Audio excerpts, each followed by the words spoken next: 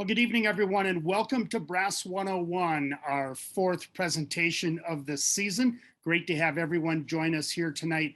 A few housekeeping notes before we begin our program. First of all, we will be going through a presentation in a few minutes with Ben Pritchett, Colorado Avalanche Safety Instructor. We have our featured athlete this week, River Radamus, who will be joining us sometime around probably 50 minutes past the hour. And then we will conclude this evening by showing off-piste. I do encourage you, if you think tonight is good value for you and helping you to prepare safely for the season, throw a donation to the BRASS Avalanche Safety Foundation. You can reach us at brassavalanche.org and just hit the donate button and leave whatever you can so that we can continue to put on these free avalanche safety webinars. Also, mark your calendars for Wednesday, January 5th. That will be our second annual Bryce and Ronnie Day. We will be coming to you with an hour of online panels with experts in avalanche safety education, as well as a showing of the video off-piste. That will be the anniversary date of the tragic avalanche which took place in 2015. To kick it off tonight, we're going to take you to Copper Mountain. It's about Colorado this evening, and Steve Burlack, the father of Ronnie, is with us with a group of athletes, and he's going to kick it off tonight. Steve, take it away. Thanks a lot, Tom, and greetings from the base of the speed venue here at Copper Mountain in Colorado. This is the epicenter of alpine skiing this time of year. All the World Cup teams are here, preparing for Lake Louise and Beaver Creek speed events. And I'm really happy to be here with Burke Mountain Academy athletes. We have a very large group of U16 boys and girls here. And we also have our elite team, which are kids that are out of high school pursuing their World Cup dreams. It's somewhat prophetic that I am sitting here in the dining hall of the Fox Pine Inn, where both Ronnie and Bryce at one point sat eating, as these kids are here at the National Development Projects that we hold here annually. This group of kids is the target audience for BRASS 101. These young athletes are going to be enjoying a life of skiing. They're the industry's best customers, and we want to make sure that safety is paramount. Had Ronnie and Bryce been able to sit in this room and view the webinar that you're about to, there's a very high probability that they would be alive today. I'm excited to introduce to you tonight's presenter, Ben Pritchett from Crested Butte, Colorado. Ben is a forecaster for the Colorado Avalanche Information Center. He is a certified ski guide with the American Mountain Guide Association. He's a backcountry enthusiast, and he lives in Crested Butte with his wife and two children. So welcome, Ben, and thanks a lot for providing this webinar for us tonight. Yeah, thank you so much. Yeah, my name is Ben Pritchett. I'm an avalanche forecaster for the Colorado Avalanche Information Center, or the CAIC. We are a state agency that provides avalanche forecasts daily throughout the winter. We also provide avalanche safety information for the Colorado Department of Transportation. So we kind of have two different roles. So this evening, I'd really like to address you all as a competitive athletic audience, a group of people who have skills that I'll never have. You know, I'm a backcountry skier. This is my 30th winter of backcountry skiing. I have never been a ski racer, so I don't know exactly what that's like. My kids are involved in the Big Mountain program here in Crested Butte. Been involved in around the extreme skiing scene, but really have not been involved with ski racing. So forgive any gaffes in terms of not translating things perfectly, but I do think I understand your passion for skiing, and I certainly respect the skills that you all bring. And one of the things that I've learned in 30 years of backcountry skiing is how important it is to recognize our personal strengths and weaknesses. and recognizing that one skill set may or may not translate into a different skill set. And you all, as elite athletes, have some of the finest skills in our country in terms of your skiing ability, and it's easy to take that confidence on snow and translate it into the backcountry. The reality is that skiing skills are very different from avalanche hazard assessment skills, and so being able to be honest with yourself and recognize that we're all in this as a lifelong learning opportunity is an important goal for this evening. This first slide here illustrates why we are here in Colorado talking about avalanches. Our state is plagued by avalanches. We have, as you can see from this chart, where this is looking at the number of avalanche fatalities over roughly the last 10 years. It does not include the awful winter here in Colorado that we had last year with avalanche fatalities. But you can see that Colorado far and away leads this unfortunate race of who's dying in avalanches. And it's an interesting combination of factors. One of those is our snow climate. And we have a snow climate that is more often than not dangerous. We'll talk more about that here in a bit. We also have a lot of ski areas, maybe not quite as densely packed in as New England, but we have a lot of visitors who come to ski here. And a lot of times folks may be here to ski in a resort, but end up in the backcountry, either through planning or just through happenstance. So we'll talk a little bit about how we actually manage our risk, both in and out of the ski area as the evening goes on as well. So we're going to start off with a video here in just a second, but I think the common thread here.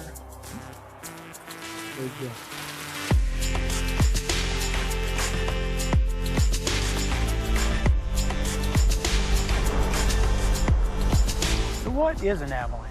There's a lot of different kinds of avalanches, but the kind that causes the most trouble are what we call dry slab avalanches. A slab avalanche is like a monster in a horror film. It lies underneath the perfect facade, this enticing powder. And it's just waiting for a trigger to come along, like you, to collapse that weak layer, and then that collapse just goes outwards in all directions. The slip just shatters like a pane of glass. There's no escape. It rockets down the hill, bounces you off trees and rocks on the way down, tumbles you over a cliff. I mean, does any of that sound dangerous to you? I was not aware, and I did not comprehend the dangers that were out there that day. When I triggered the avalanche, it wrapped me up immediately. Not a second later, I was hit in the back with what felt like a truck. I didn't even have a chance. I ended up laying there in the snow with 2 broken femurs and my broken left arm for between 7 and 8 hours. Mm-hmm. So these clips that we're seeing are from a video series called the Know Before You Go program that was originally brought together by the Utah Avalanche Center. The fella that you saw at the beginning of that video was Bruce Tremper.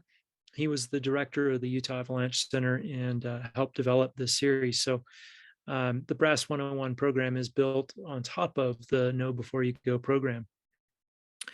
This next clip that we'll play in a minute illustrates weak snow resting beneath strong snow. And as Bruce pointed out in that last segment, to have an avalanche, you've got to have a strong layer resting above a weak layer. And here in Colorado, we have a snow climate that excels in developing weak snow early in the season. And as you might imagine, the snow at the bottom of the snowpack is the snow that falls early in the season. So right now, the snow on the ground is the weak layer that will become part of our avalanche problem as slabs develop later in the season on top.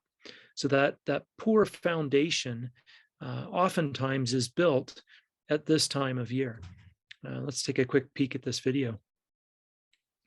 Here's Trent Meisenheimer. You can see the slab above, and this is the weak granular, what we call faceted snow beneath. Click to the next one. Okay, so this is an illustration of how avalanches often break in patterns. So you can see there's three avalanches here, one side by side by side in gullies. And these avalanches rarely happen in ways that are wholly unsurprising to us as avalanche forecasters. We are tracking the patterns of where and why avalanches occur, and we may not be able to tell you exactly which given slope might avalanche on a certain day, but so much of assessing the avalanche hazard or the chance that an avalanche might occur is based around recognizing these patterns. And this photo really illustrates how, if you understand it's these certain aspects in the terrain that are problematic at the moment, it repeats. And if you can learn the pattern and learn to avoid the current pattern, it's a really powerful tool.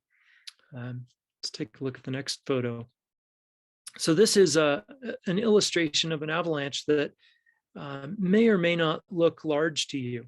In the classification of avalanche sizes, we would call this a D2.5. This is a large avalanche, actually large enough to easily bury and move an automobile, certainly deep enough to bury a person. This might be large enough to break some trees. So it's a pretty good sized avalanche. You can see the crown of the avalanche underneath the cliff. And you can also see a broader, shallower avalanche that triggered that up above the cliff. Now, this next image is the very same terrain feature. And this is a much, much bigger avalanche. It's still classified as what we would call a persistent slab avalanche, where the avalanche is breaking on buried layers of old weak snow. In this case, this one might be classified as a D3.5, certainly a D3.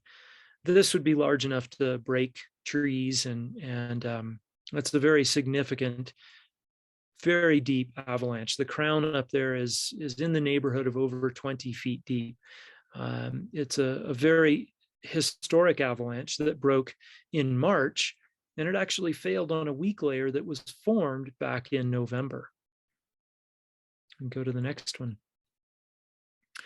A lot of our avalanches here in Colorado are what we call a persistent slab avalanche. So many avalanches happen right away when a storm's occurring, and as snow falls from the sky as precipitation, or as snow is transported by the wind. Those are the two basic mechanisms that provide the loading for natural avalanche release or spontaneous avalanches. The other kind of load that can trigger an avalanche is you as a backcountry traveler. So the forces that we put on top of the snowpack actually cause a failure in a weak layer that's buried deeper. In this case, one of my forecaster peers is investigating the weak layer that's buried beneath this freshly triggered avalanche. So in Colorado, one of our most critical tools is understanding avalanche terrain. So while this skier is enjoying some wonderful turns, and if you look in the distance, you can even see those speckles in the snow in the bottom right, which are old avalanche debris. This person is traveling in a beautiful, incredible, wonderful environment, possibly even on top of some snow that is unstable, but they're choosing terrain that is low enough angled that they're not exposed to the avalanche risk, even though they're very near another piece of terrain that is capable of producing avalanches. Let's take a look at this next little video. The most important avalanche skill to learn is how to read avalanche terrain, which mainly means judging slope steepness. Almost all avalanches occur on slopes steeper than 30 degrees, but you know what? When the snow is sketchy, we can still have lots of fun playing on mellower terrain. We just want to make sure we're not on, underneath, or even connected to steeper slopes. The bottom line is the only time we should even consider getting into steep terrain is when we have safe avalanche conditions.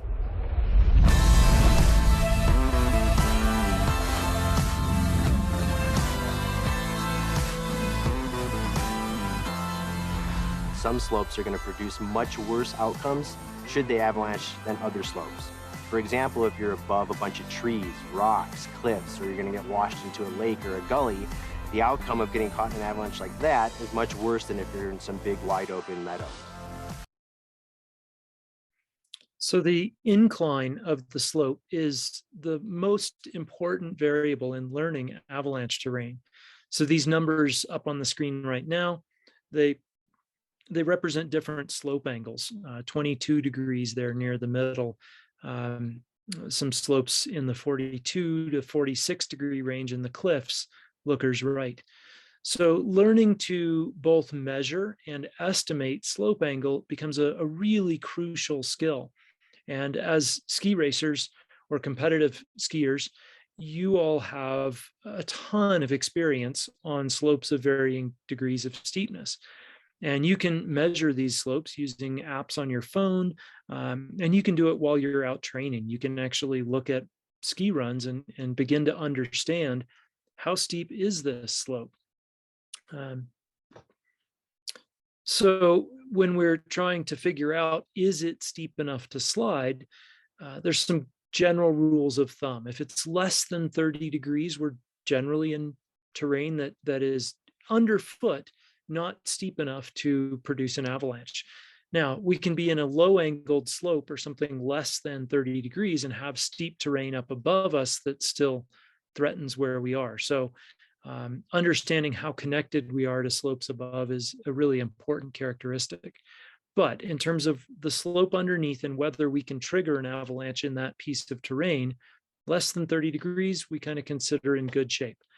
30 to 45 degrees is, oh, sorry, Tom. If we can take a step back, 30 to 45 degrees is where most avalanches will release. That is in terms of the bell curve and in avalanche distributions, the vast majority of avalanches are going to release on slopes between 30 and 45 degrees. Steeper than 45 degrees, there is a great deal of frequent sloughing, but oftentimes the slab avalanches that are the real killers, those end up not accumulating in steep slopes or very steep slopes. Let's take a look at that slab connectivity. So here we're looking at a terrain feature. This is over by Park City. And you can see the shading in blue there highlights where the slab would most likely release from. If you, Tom, if you want to click that next feature. Now, this indicates what's considered locally connected terrain. So while the slab might release initially from that steeper portion of the slope, you have to consider other places on the same terrain feature and how you're connected to that start zone. So if you're off to the sides and you were to put enough weight on the slope and get a collapse in the weak layer, you could actually initiate an avalanche in that start zone from somewhere in that darker area surrounding the start zone. And if you were on the slope further down below the start zone, you could be severely threatened by that avalanche coming down from above.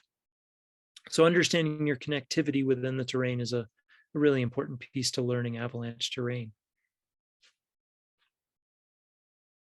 So as Brian mentioned in that last video clip, we have different kinds of outcomes that can occur because of terrain features or terrain shapes. Gullies are places where a small avalanche can pile up quite deeply. So if you consider the sides of that gully in the top left photo, oops, there we go. So that top left photo, if you were to take an avalanche that was, say, only a foot deep across that whole slope and pile it up into the bottom of that gully, you could very easily have a debris pile that would be 10 or 15 feet deep, could very, very easily bury a person deep enough that you might not have enough time to dig someone out alive. So gullies are terrain features that just out of principle, we tend to avoid them when traveling in the backcountry because they are such a big terrain consequence magnifier. Trees, upper right, are when you have an avalanche path that runs through small trees, those trees become sources of trauma. And here in Colorado, there's a very significant number of avalanche fatalities that are just due to the trauma of impacting trees on the way down the slope. Roughly a quarter of the people that die in avalanches die just from the impact sustained moving down the slope in the avalanche. Cliffs and rocks are also terrain features that if you're swept over a cliff, obviously that changes the outcome. And particularly like this time of year, when you have rocks shallowly buried in the snowpack, a ride down a slope that otherwise later in the season might be a smooth ride can become a very rough ride early in the season. So considering where an avalanche might take you determines a lot of how much risk we accept when traveling on that slope. The size of the avalanche path is also a really big factor. So this is all just a physical principle of mass, and the bigger the slope, the more mass that's moving, the bigger the impact forces, the higher the consequences, and the harder it is to survive an avalanche on a large terrain feature. You can play this one.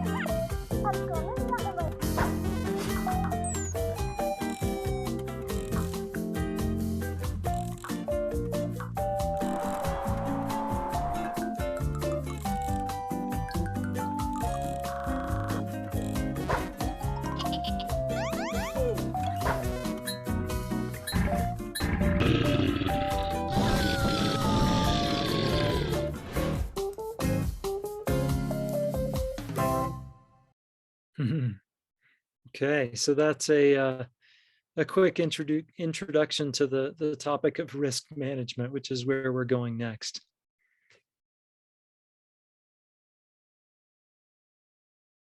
Tom, you want to play difference this one? between riding in a ski resort and riding in the backcountry is really night and day. In a ski resort, we use explosives and terrain closure to minimize the risk of avalanches to our customers.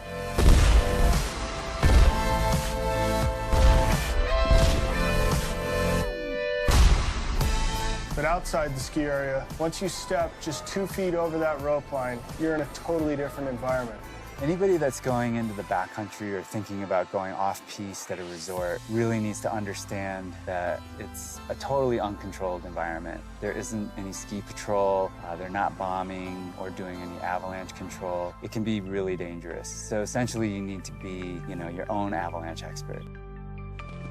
So in 9 out of 10 avalanche fatalities, they're triggered by the victim or somebody in the victim's party, which is actually good because it's not like getting struck by lightning. We have a choice. That means if we learn something about avalanches, we can avoid getting caught in avalanches.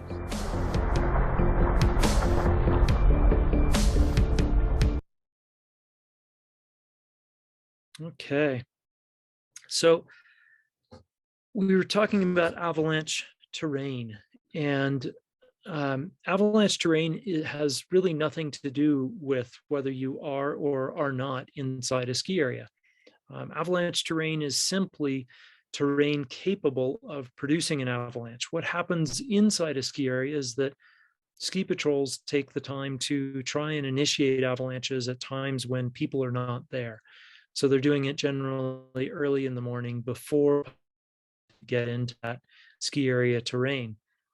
The boundary rope around a ski area in the United States is a very clearly defined boundary that says within this area, we are taking care of the avalanche risk by reducing it to the extent that we can.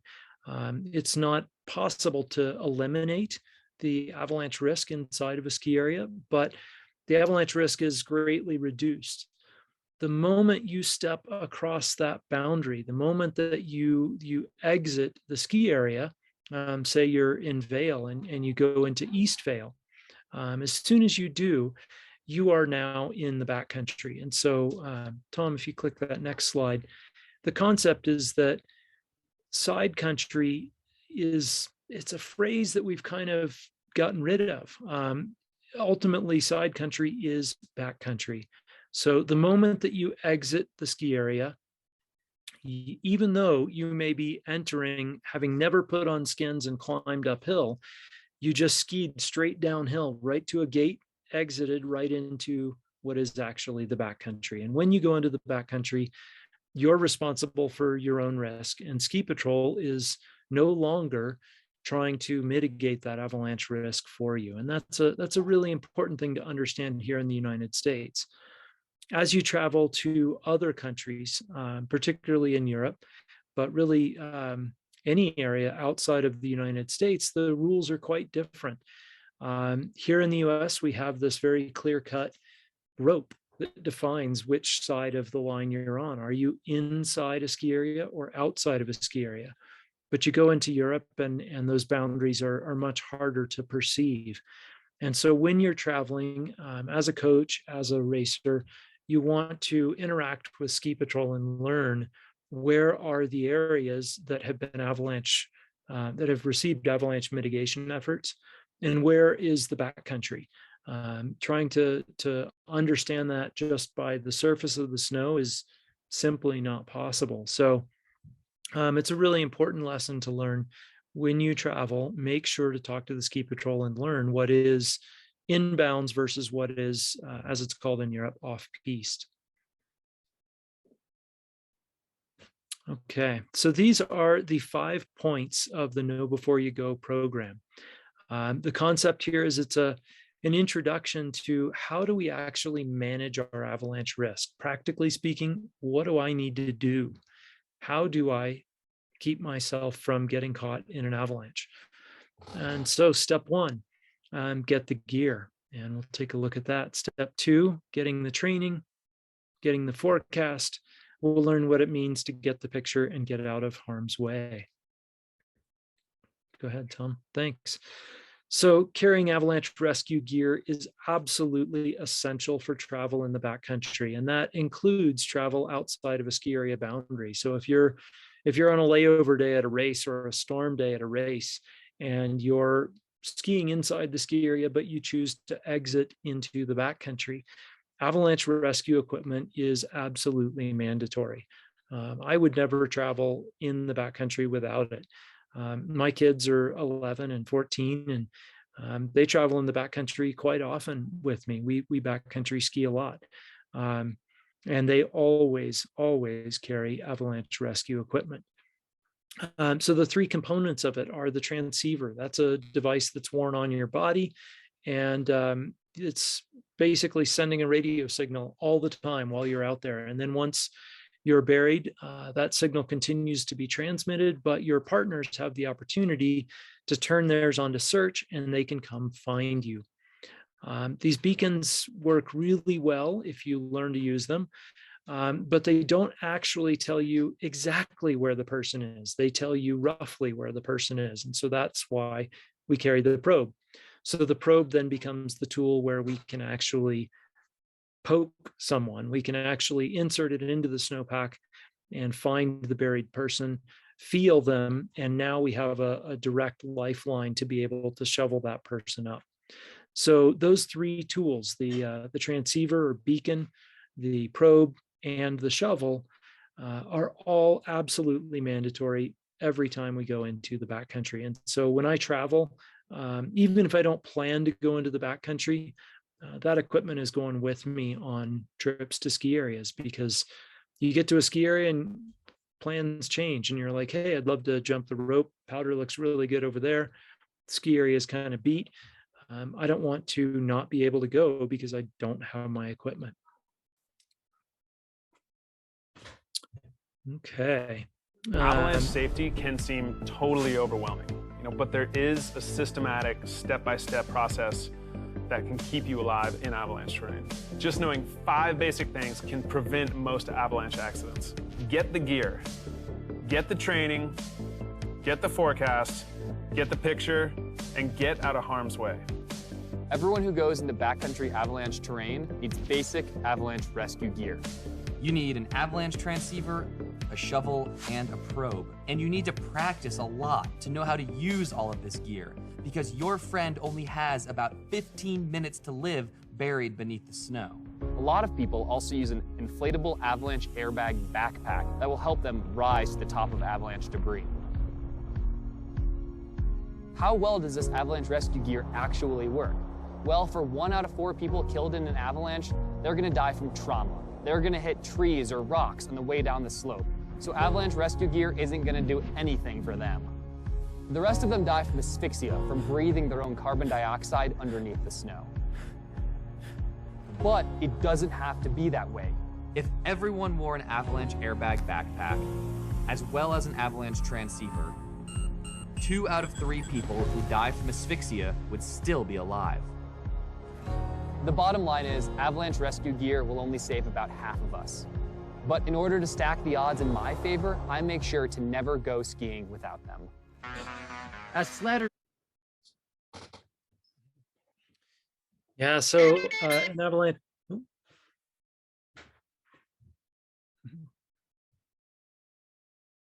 So in terms of avalanche rescue equipment, the 3 pieces, the beacon, shovel, and probe, those are absolutely mandatory. An avalanche airbag is, at this point in time, it's not considered absolutely mandatory, but it is certainly a very common and widely used tool. I use one every time I go in the backcountry, as do my kids. They both always have avalanche transceivers with them, avalanche airbags every time we go in the backcountry. It's a great tool. Tom, you can hit that next one. Oh, we missed the video clip.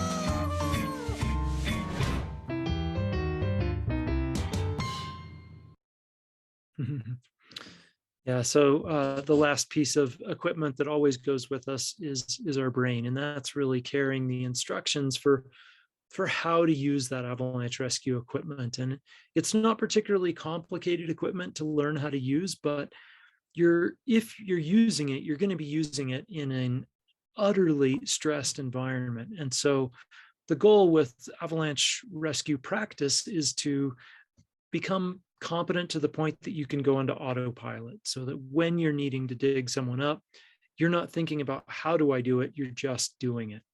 And so every year I practice my avalanche rescue. In fact, as an avalanche professional, we have to document training every single month. And most recreationists these days are choosing to take an avalanche rescue course every year or two, much like taking a CPR course. It's the kind of skill that is quite perishable, and understanding how to do it is very different than developing the muscle memory. You all as athletes understand the value of training, and being able to move tons of snow within 15 minutes is not something that can happen simply through effort alone. It actually requires technique. And so going to an avalanche rescue training is a huge way to carry that final tool into the field with you, where your brain is actually leveraging against your back to get the hard work done quickly.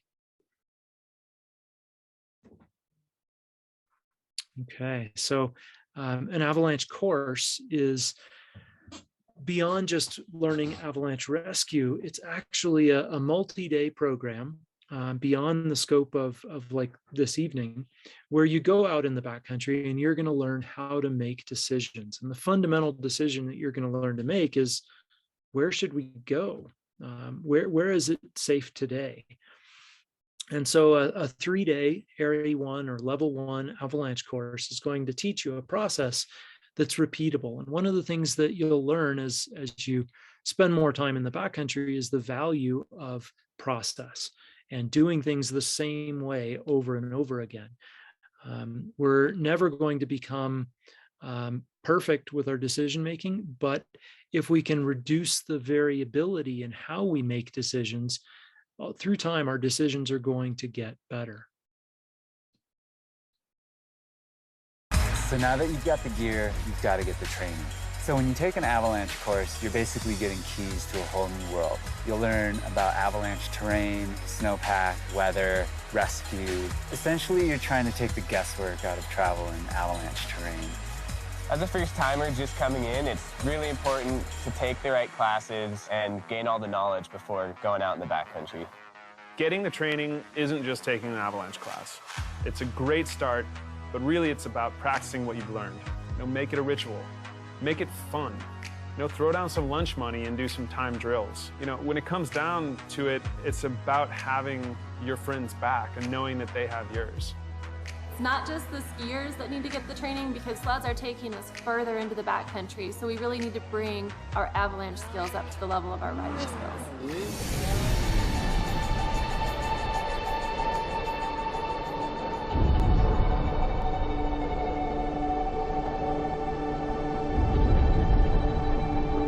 Next, you got to get the forecast.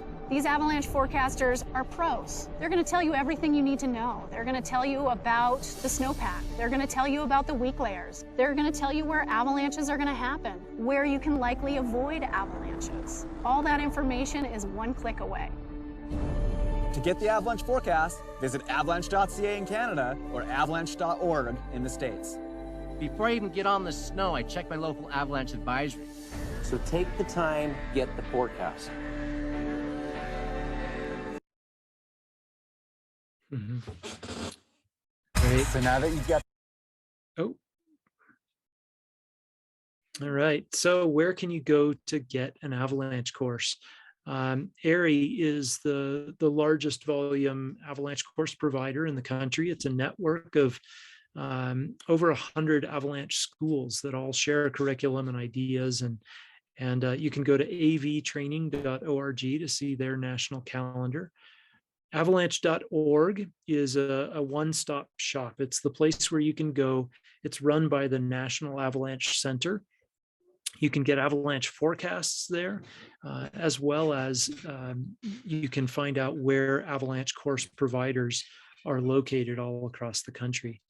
And then know before you go, kbyg.org is the homepage for this Know Before You Go curriculum, where you can go and get some online training yourself. Okay, so this is the repeatable process that once we actually have the equipment, once we actually have learned how to make a decision, this is the final 3 steps of this process are the repeatable part that we do day after day after day to take care of ourselves and our partners in the backcountry. So step 1, get the forecast. So myself and my team of forecasters, we are giving you the, as Jimmy put it, the keys to the castle. We are showing you where the pattern and avalanche occurrences are happening right now so that you can choose terrain that avoids that pattern. It's really as simple as that. It's pattern recognition. And so learning how to understand how severe the avalanches are and where they're located is why you get the forecast first. Let's take a look at that danger scale. So the danger scale is rated 1 through 5, low, moderate, considerable, high, and extreme. It's a fairly intuitive scale in the sense that at low, we're generally safe avalanche conditions. Moderate and considerable are kind of tricky because those are the two where most avalanche accidents actually occur. Tom, you want to click the next slide there? So moderate and considerable are the most difficult to manage. By the time we get to high danger, it's pretty simple. The conditions are very dangerous.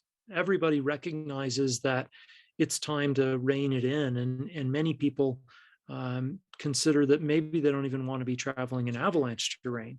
They might choose to go into the backcountry and just avoid where avalanches can run entirely.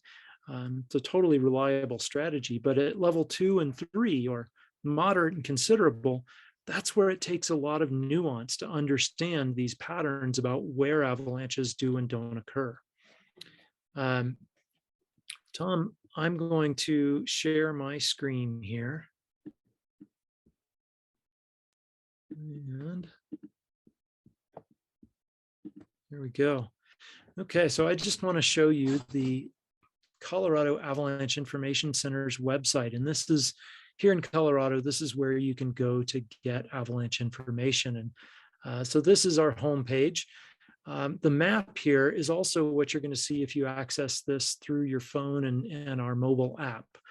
Essentially, if you mouse over this, if you mouse over, you're going to get what we call the tier 1, or the basic danger rating. And you can see that for this area up by Steamboat and the Flat Tops, the current danger rating is 2 out of 5. Same thing for where you all are here in Vail and Summit County, where Copper Mountain is located.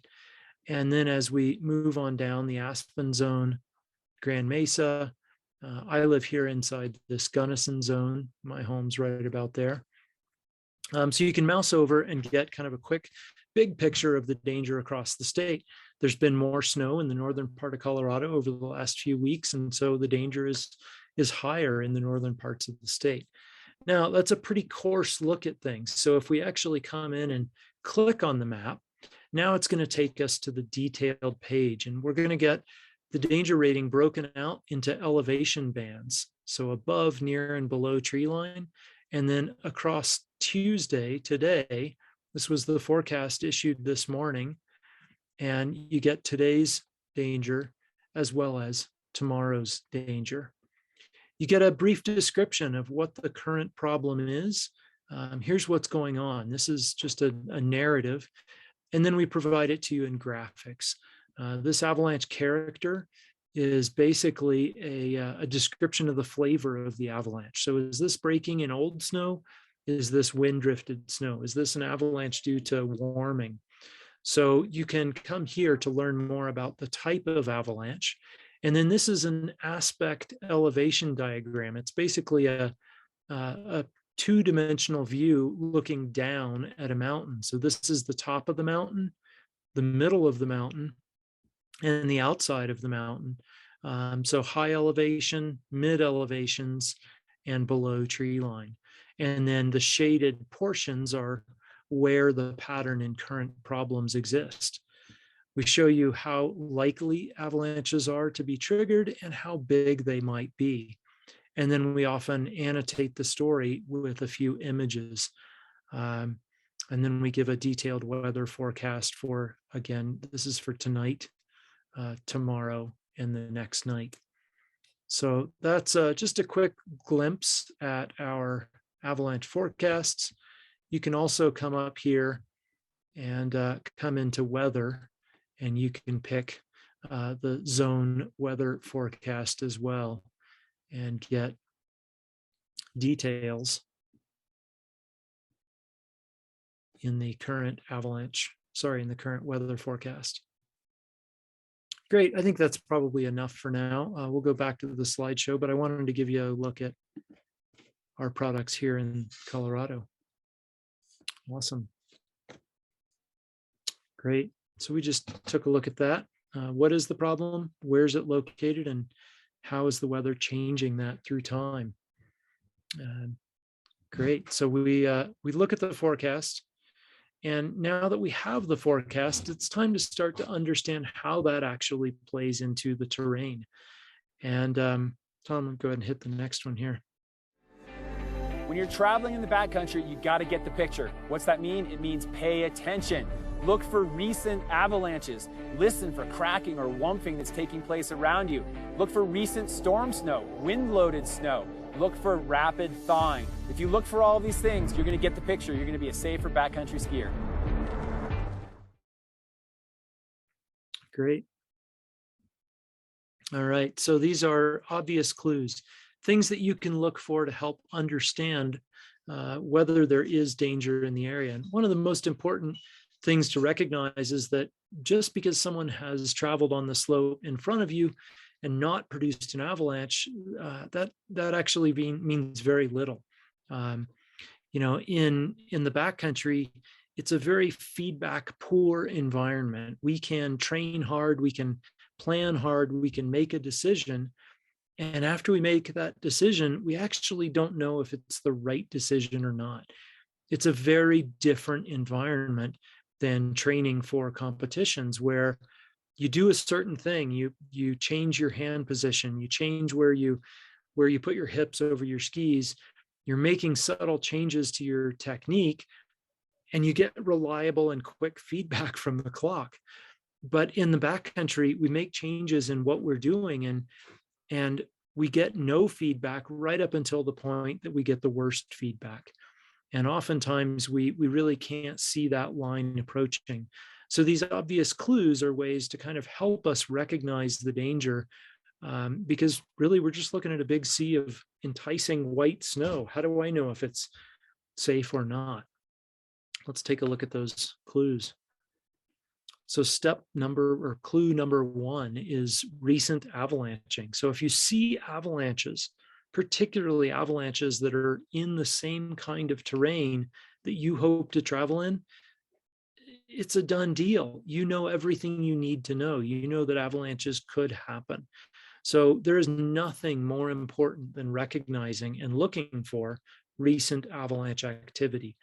When we're writing the avalanche forecast, if there's been recent avalanching, it's the very first thing we're going to tell you because it's the most important clue. Second one is a little bit more subtle.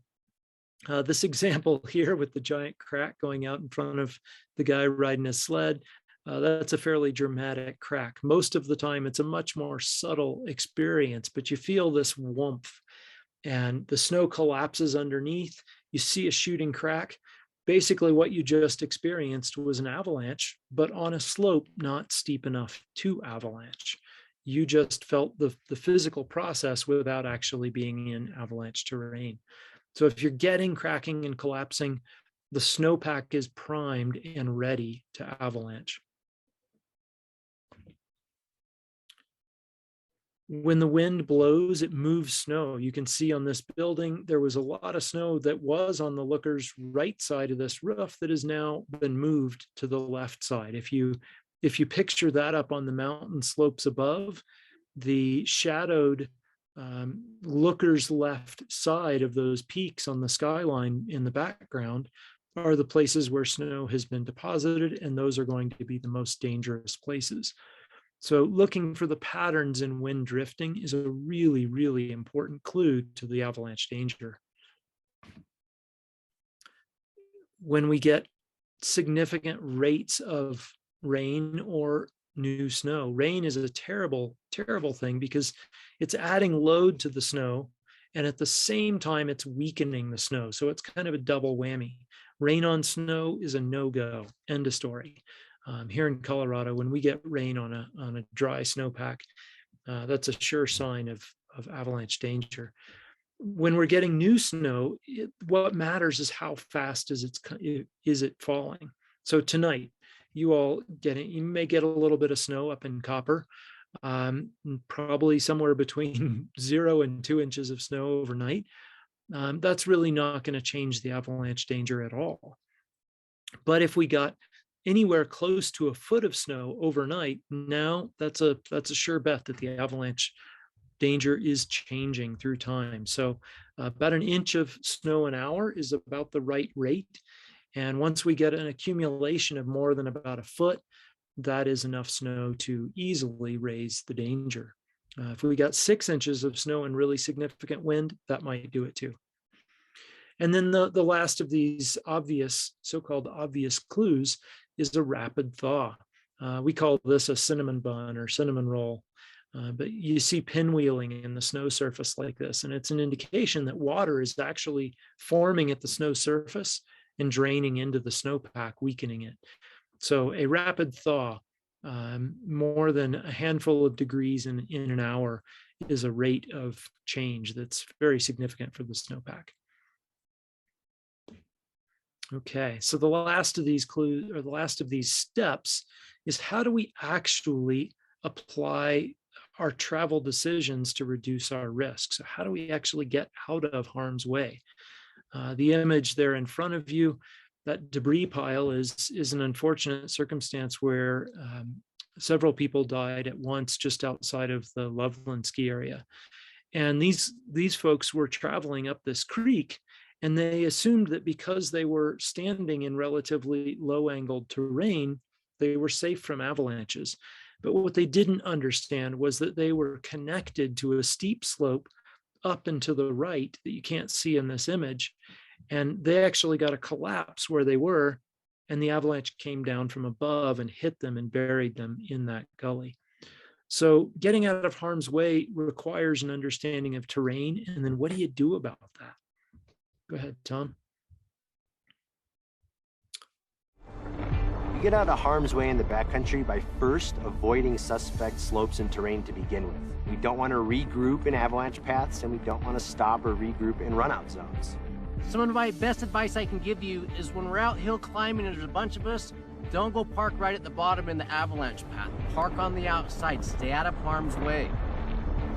Just like you ski a slope, one person at a time, once you're at the bottom, get out of the way of the avalanche path.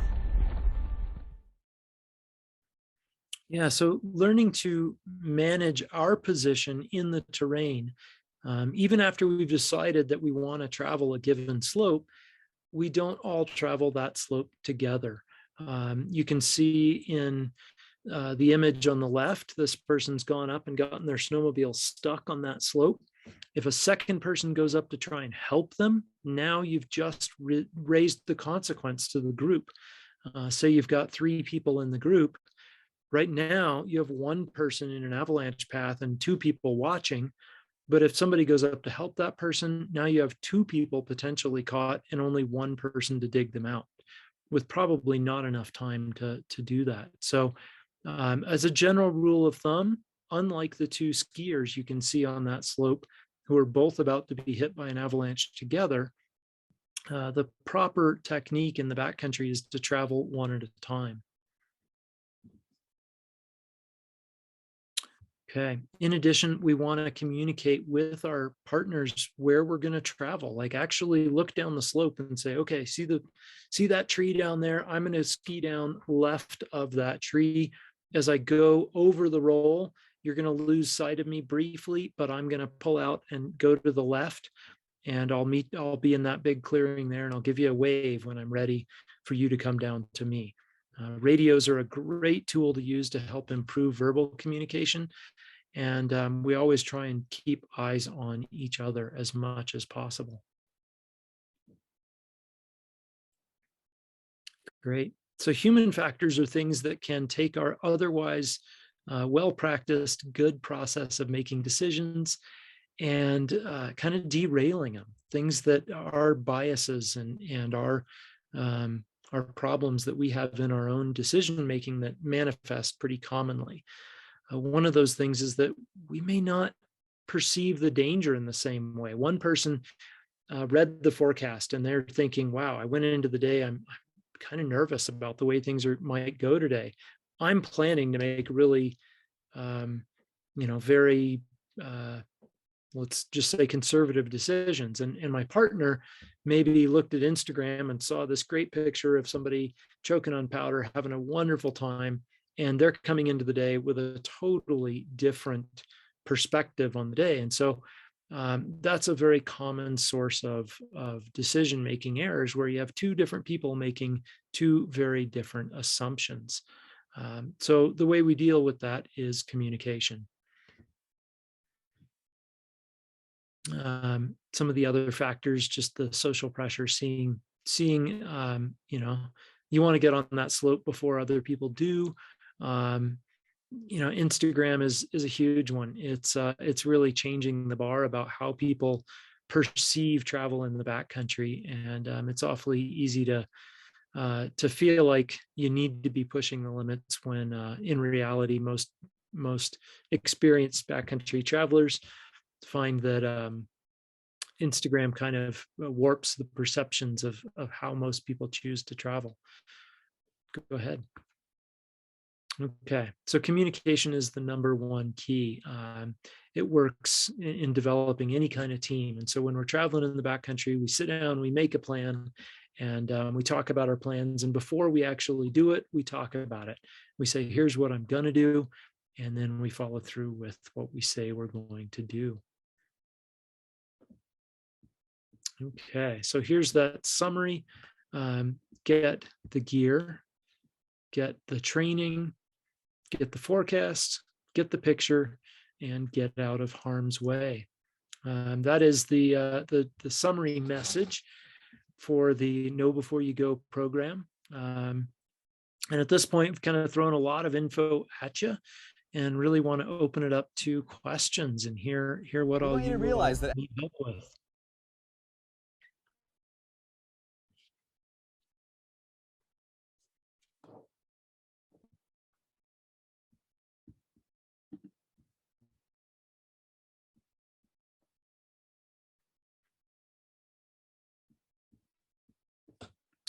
If you have any questions, you can put them into the chat or the Q&A box. Any questions for Ben?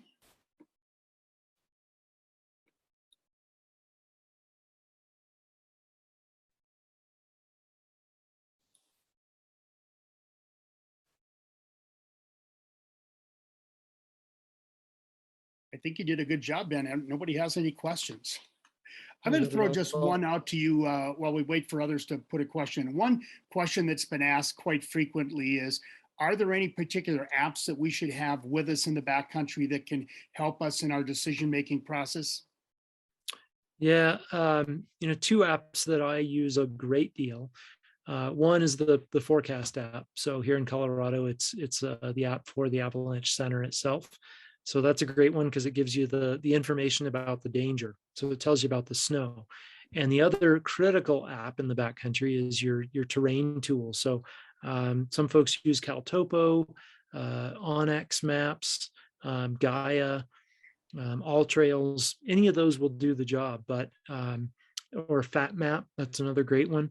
But we want to have some way to locate ourselves in the terrain, to recognize how steep is it going to get as we move down this slope. Do I have a safer option just around the corner? So being able to carry a map into the backcountry with a little blue dot that says you are right here, that is a total game-changing tool, and one that I think every backcountry traveler wants to use these days. Mandy asked, what's the best way to safely learn to understand the terrain? And I can think of a couple great ways to learn. One is to look at images of avalanches, like actually going to the Avalanche Center page and looking at the avalanche occurrence reports. And just looking at images, you start to recognize where in the terrain do avalanches happen. That's a fantastic tool.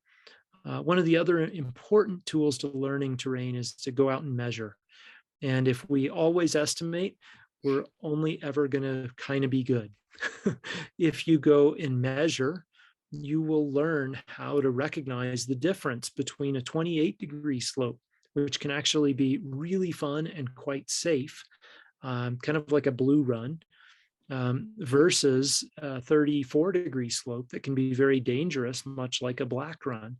And that difference is one that if we don't actually measure, we're never going to learn it. So those would be my two biggest tips for kind of self-learning.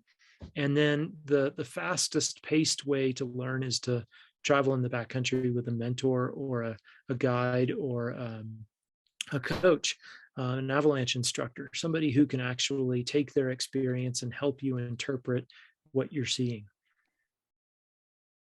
How does the avalanche parachute deploy? Could be a Cupid question.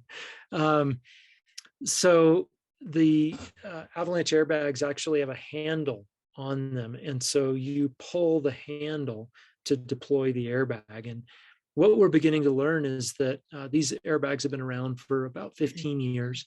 They've become commonplace in the last 5 to 10 years. I'd say in the last 3 years, they've gone to like some folks having them to most folks using them. And what we're beginning to see is we're seeing the avalanche statistics, the accident statistics pile up. A lot of people do not know how to actually deploy their avalanche airbag, and they're getting caught with them on, not deploying them. And so having the ability to train and to actually practice the muscle memory, you're getting ragdolled down the mountain and you need to get a hand here and pull. So look, grab, pull, look, grab, pull. And you practice that motion over and over again to the point that it becomes a reflex, not an effortful process. Knowing how violent avalanches are, how likely is it that backpack straps fail? Well, with the avalanche airbags in particular, the straps on the avalanche airbag and the waist belt, and there's even a leg loop to keep the pack from riding up and choking you, they actually have different standards than a typical backpack. They're more like seatbelt kind of standards. So the straps are plenty strong because they've been tested. That being said, having been on far too many avalanche accidents over the years, they're incredibly violent, and avalanches have the potential to tear all kinds of items off of people. So understanding the strength of your equipment is really important. And if you're in a small avalanche, an airbag can have a really big impact. It can have a very positive impact. If you're in a big violent avalanche, getting pulled 3,000 feet down a mountainside with cliffs and rocks, an airbag's really not going to make a difference at all. What is the cost of an alum? What is the cost of an avalanche airbag? These days, I think the least expensive airbags that I've seen are in the neighborhood of $400 to $500, and they go up from there. Some of them are as expensive as like $1,200. So they're kind of in line with a pair of skis, more or less.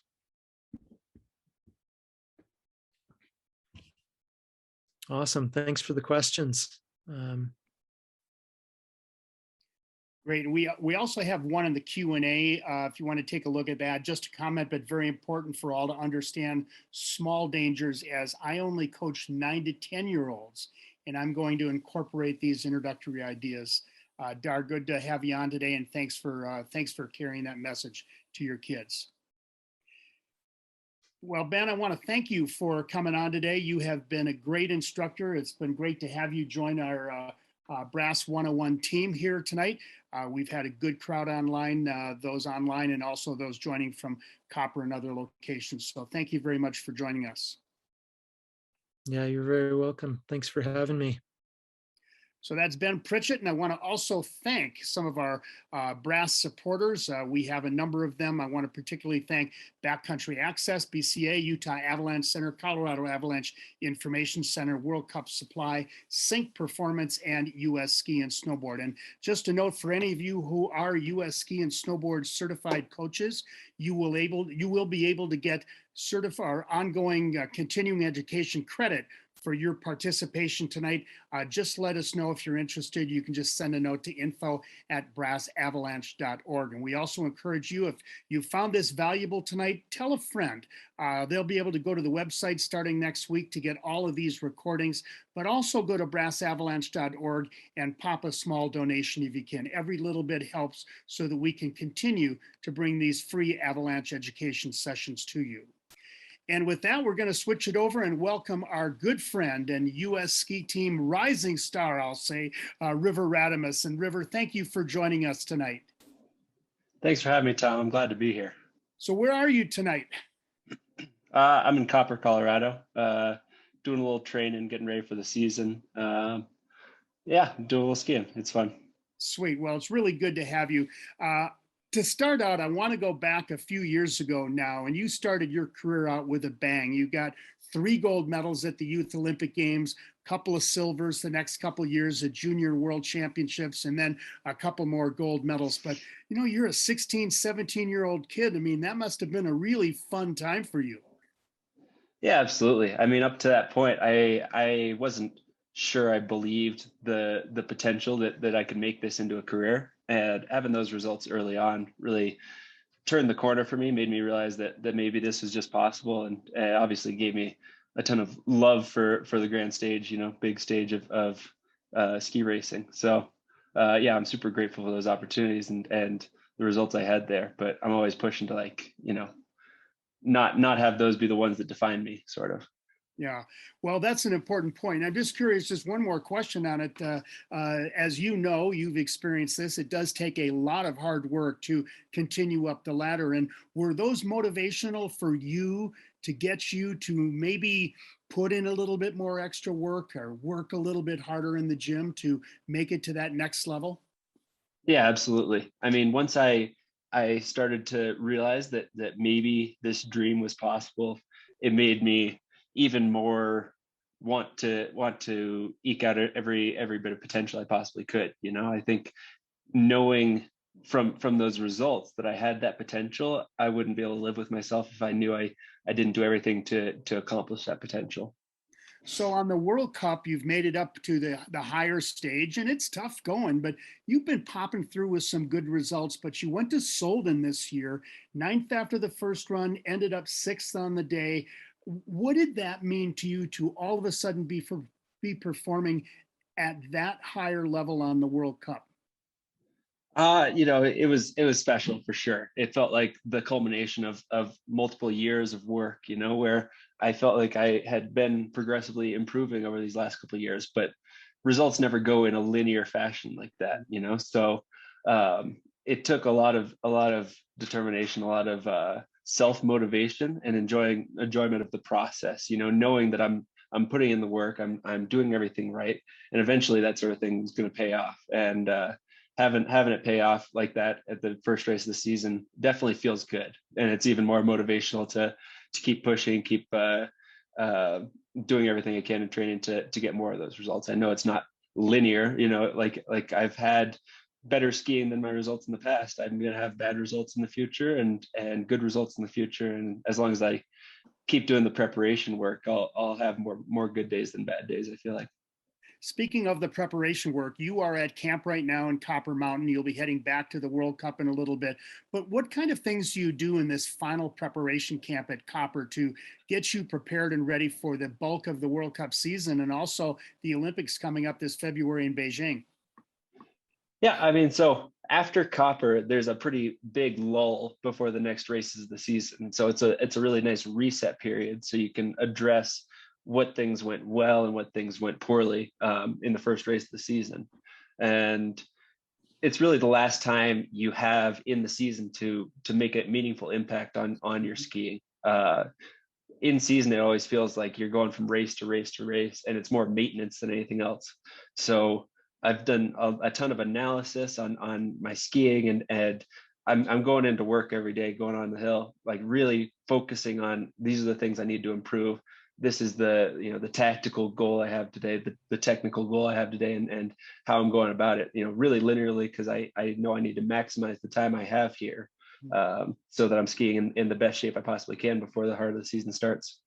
What will your discipline focus be as you head back to the World Cup? So I'm going to be mostly focused on GS. Giant Slalom, I think, is my strongest event right now, and I want to make sure that I keep that in a really good place, so I'm not chasing points or chasing results in various events and not skiing to my ability level in any of them. But this year I'm going to be slowly adding on Super G. I believe I'll be in the the World Cup's in Beaver Creek this year. So dipping my toe into that and hoping to build on that progressively through the next couple of years. But I think I am likely qualified, at least for now, in the GS for the Olympics, and I want to make sure that I'm in the absolute best position I possibly can to perform there this year as well. You know, I know a lot of us are a little bit disappointed that we don't have the giant slalom this year at Beaver Creek, but if you look forward to the World Cup schedule, you've got some really classic GSs coming up. Alta Badia comes to mind, and Adelboden in January. Are there any particular courses on the tour that you're really looking forward to being on and racing competitively this year? You know, I love all of them just because they all bring something different. They all require a different skill set. So even though it is one event, it's such a dynamic event, giant slalom is, that it's every race is fresh and every race presents its own challenges. For me though, I love Birds of Prey GS. You know, that's a special one in my heart because I live 15 minutes away from there. So I'm hurting that we're not going to be able to race there this year in the GS. But otherwise, Alta Badia, I think, is the GS to watch. You know, I think that one combines the most technical aspects of the sport, and to be able to perform there, you have to be able to basically do everything. You know, there's steeps, there's flats, there's rollers, there's jumps, there's 180-degree turn, and you know, it always just keeps coming at you. And so having that one on the calendar twice this year, back-to-back days, is going to be a battle, but I'm super lucky to be able to face that hill twice. Cool. We'll be looking forward to watching you from there. Let's go back in time a little bit. And Bryce and Ronnie were killed just about 6 years ago. And I know that they were 3 and 4 years older than you, but did you have a chance to get to know them or to ski or train with them at all?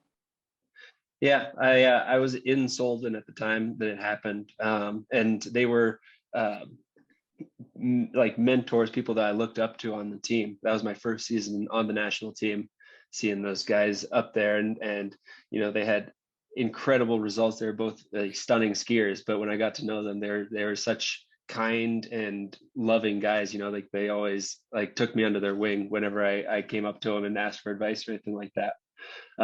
So yeah, that definitely hit hard, and we still feel their absence. You know, all of us have learned from that. And I know that there's a different tone and tenor on the team right now relative to backcountry, but your focus, I know, has been racing, but I imagine growing up in the Colorado Rockies that you've also spent your share of time off piste and skiing in the backcountry. Yeah, I have. And I've done stupid things and made mistakes and been overly confident in my abilities, you know, but I'm luckily enough around still to tell the tales. But from my experience, you know, I've known people that have been caught in avalanches, friends, teammates, you know, you name it. And typically it's not unexperienced skiers. The people I know that have been caught have been really experienced, really talented skiers that I know. And the reality is, like, you can get overly confident in your abilities and not do the steps to make sure that you're taking every precaution. And you know, that's something that I'm always mindful of when I go in the backcountry now, making sure that my ego is in check and making sure that I've done the work like anybody else would, because skiing ability doesn't get you anywhere once you're caught in a slide. Yeah. By the way, we have a message from Dar Hendrickson, who just says, hi, River. He's known your mom and dad, both coaches for a long time. So Dar, again, great to have you on board here tonight. Any final thoughts, River, as we head into the Olympic season? I know nobody's been to Beijing, so nobody knows really what to expect. But when you get there in February, any thoughts, you know, as you go into that games as to, you know, what the importance of that will be for you and how you'll approach the Olympics in Beijing? Yeah, I mean, it's something I've worked for my entire life, and it's something that my parents, my coaches, everybody around me has helped me get to this opportunity, you know? And so it doesn't come without its pressures. It doesn't come without its expectations. But I've been trying really hard to change my approach to ski racing and not rest my hat on my results, because it's an outdoor sport. There's so many variables, and even if I prepare and do everything right, I can sometimes not have the result I want.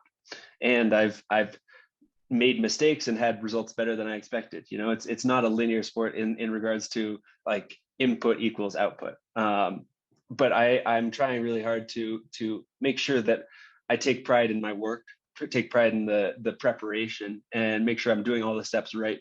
The other like 360 days a year, so that when it comes to race day in Beijing or wherever else, you know, whatever happens, I know I've done everything I can to prepare. And so I am going to go into the Olympics hopefully with a lot of confidence from the work I've put in, and with a lot of pride for that work, and just enjoy wherever it takes me, and knowing that, you know, this will be my first Olympics. You only get one first Olympics, so there's no reason to ski with fear or concern, because you don't want to have that regret later on. You know, I can live with making a mistake or crashing or whatever, as long as I know I was leaving everything out there. So that's gonna be my mindset going in.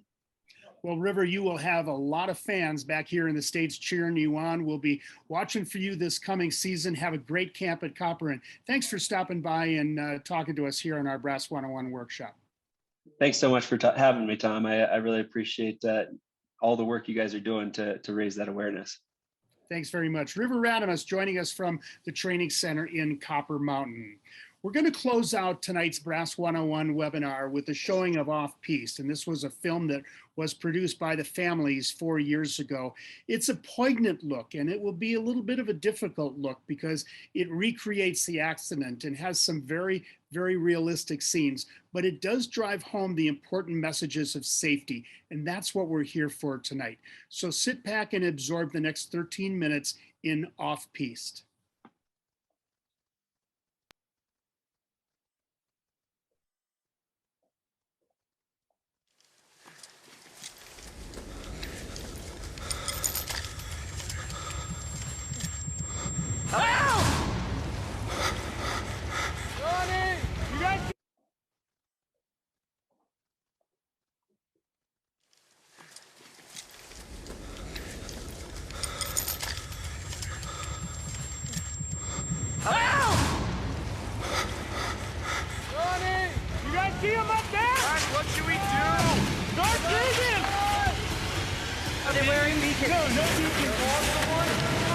Dispatch, possible 2 avalanche victims buried. I see something. Is this one of your friends? Yeah, that's Bryce. No pulse. Starting CPR. 1, 2, 3, 4, 5, 16, 17, 18, 19, 20. 1, 2, 3, 4, 5, 6, 7, 8. Lift on 3. 1, 2, 3. Are you sure there were only 2? Yeah, there's 2. There's 2. Okay, we're gonna find him. Charlie! Not breathing, no pulse. Starting CPR.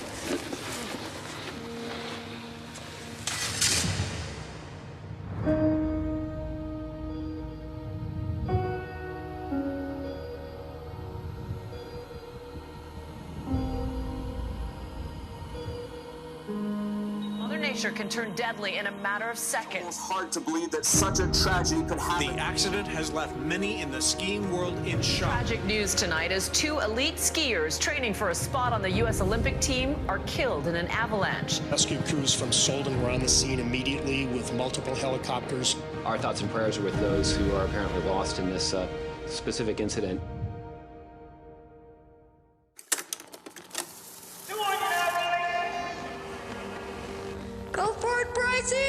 Who are you? I'm Bryce Astle. How does the gangster chains play into effect in your slalom skiing? Pretty aerodynamic.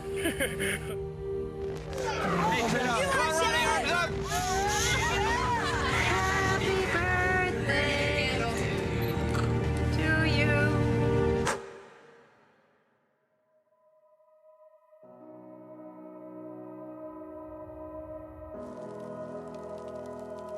I was shattered, and I know everyone around me was too, and can't even possibly imagine what it was like for the families.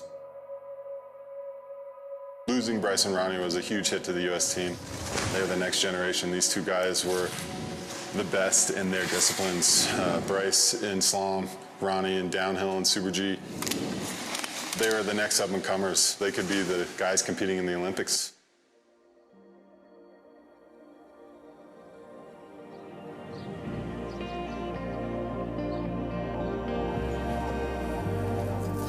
This is the famous smile because he had just won U.S. Nationals Juniors. He always had my back, and it makes you appreciate it more now that he's not here, you know? Bryce was such an important part of my life, and after we lost him, it was a pretty easy decision for my wife and I to name our son Bryce. He lived for every moment. He would get done training and he would go out and he would ski.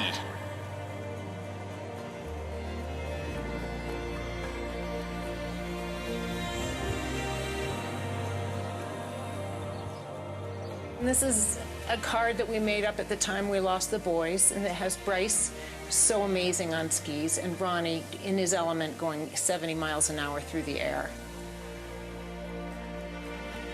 He was kind and he was grounded.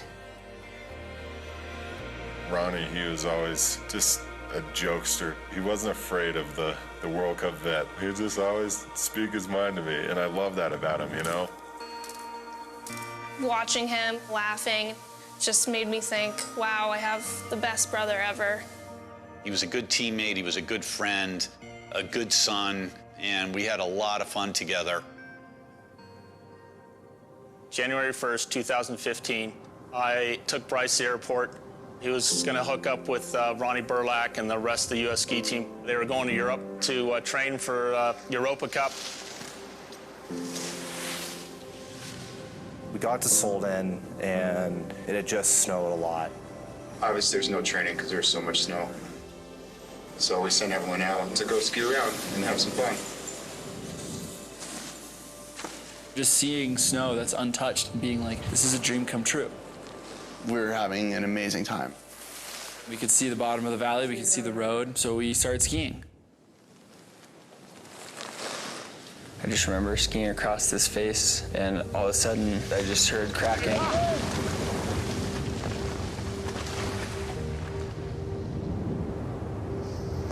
Everything underneath me started moving. I saw Bryce, and I heard him say, oh shit. I never even saw Ronnie. We stood there, and we watched them go. Nothing made any sense.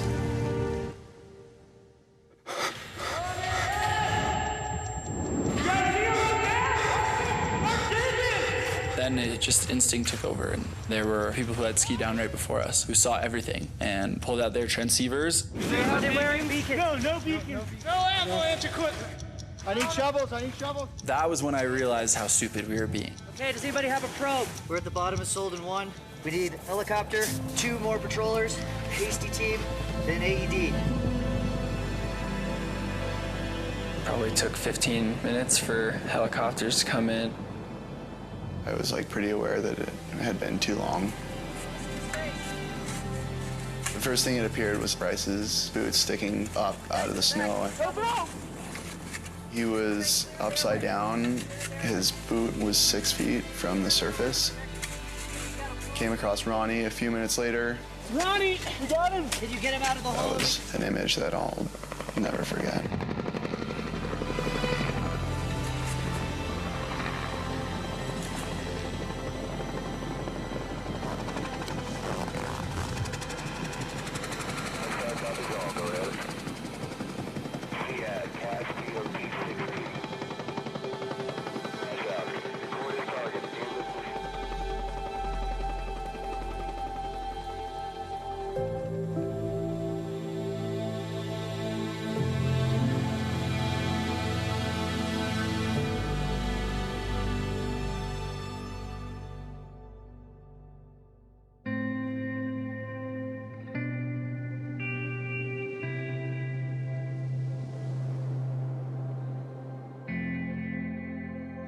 The concept of riding up a lift, skiing on a trail, and we're in danger, that did not exist in any of our heads.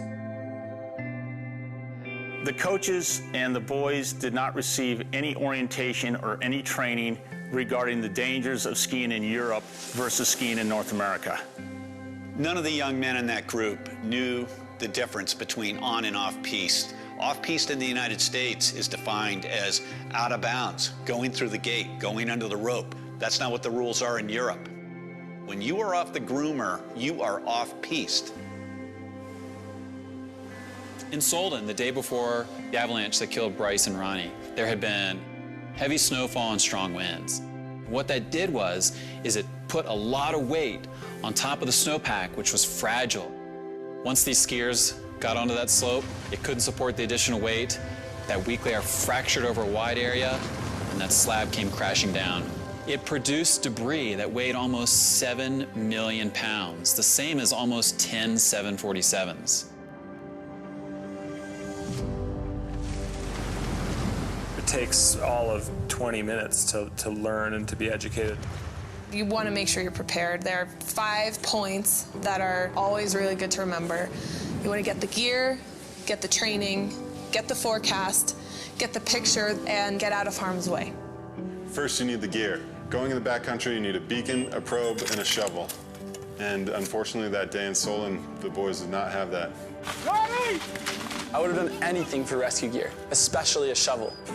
You can always increase your chances of being surgible if you're unlucky enough to be caught in an avalanche by having reflectors in your equipment and clothing. Getting the gear is useless if you don't know how to use it. You've got to get the training. Take an avalanche class. If we would have taken just one class, we would have known not to ski down that terrain in the first place. One key thing you're going to learn in every avalanche class is that you have to check the forecast every time you ride. None of us checked the forecast that morning. It would have taken just 2 minutes on the gondola ride, and none of this would have happened. So when you're out on the snow, you gotta get the picture. And what does that mean? That means pay attention. Are you seeing recent avalanches? That's by far the most important clue. That's like Mother Nature screaming in your ear. If we had known it wasn't controlled, we 100% would not have been there. Finally, get out of harm's way. What that means is only one person is riding the slope at a time. We were breaking one of the simplest rules. In some ways, it's a miracle that all 6 of us didn't die. Once you get to the bottom, you need to get out of the way. That way, if somebody else in your group triggers an avalanche, you won't be caught. These 5 simple steps everyone should know about, and everybody should be trained in. Coaches, parents, athletes, administrators of the program. Everything that we did could have easily been prevented. I wish I could say that I couldn't have done anything to save their lives. That's just not true. Anytime you have a major accident like this, it causes a ton of introspective thought. We realized that we really needed to look at it from the top down, bottom up.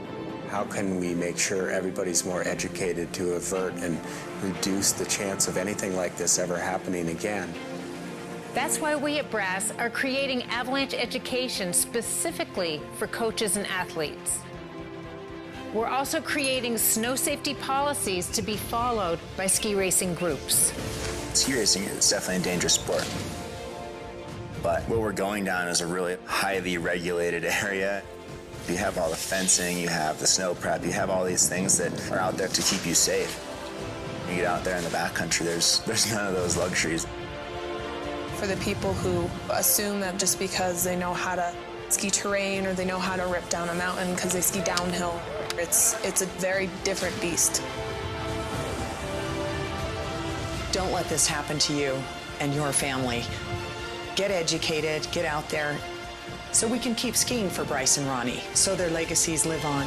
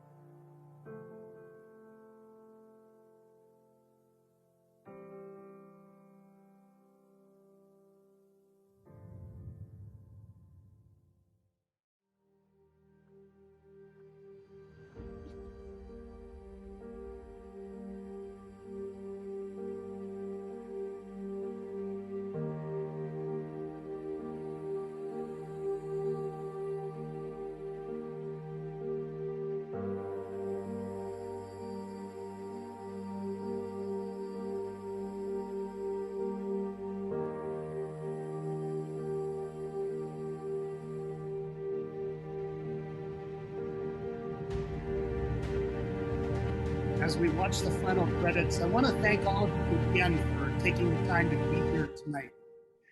You can help by simply telling a friend about what you saw tonight, going to brassavalanche.org to learn a little bit more, or go to brassavalanche.org to make a donation to help support this cause.